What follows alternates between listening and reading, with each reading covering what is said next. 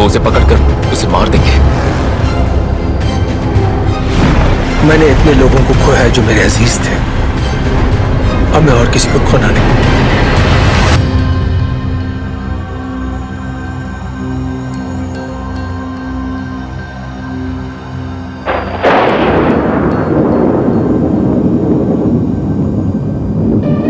Hello friends, আজকে Chris four নিয়ে বিস্তার আলোচনা।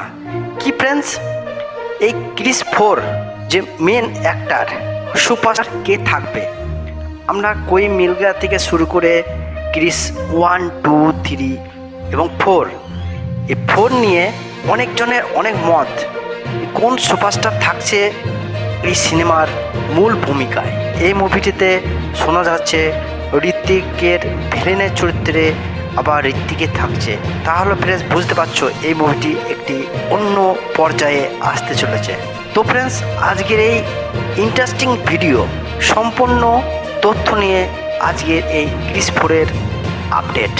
তো চলো ফ্রেন্ডস, আজকের ভিডিওটি শুরু করি।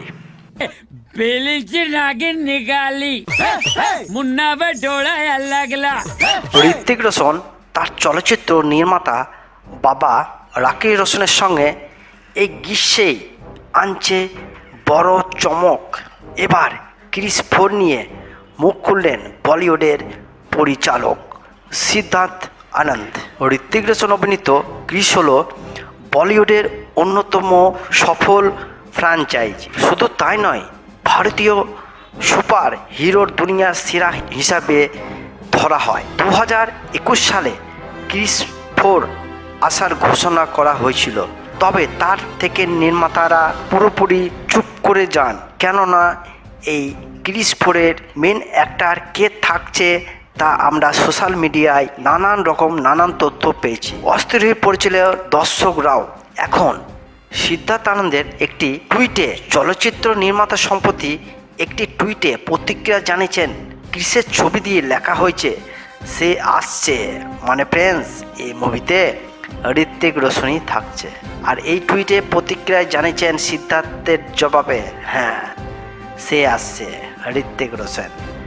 আর আগে ঋত্বিক রোশন তার চলচ্চিত্র নির্মাতা বাবা রাকেশ রোশনের সঙ্গে এই গ্রীষ্মেই আনছে বড় চমক।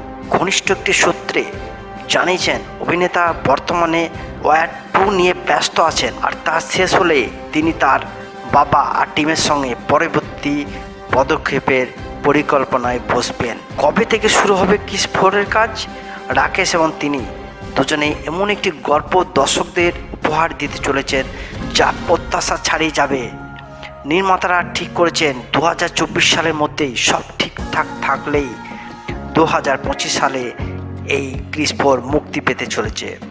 এই সুপারহিরো ফ্র্যাঞ্চাইজির প্রথম ছবি ছিল ঋত্বিক রোশন এবং প্রীতি জিন্তা অভিনীত 2003 সালের ছবি কোই মিল গয়া, যেটি পরের পার্ট আসে 2006 সালে।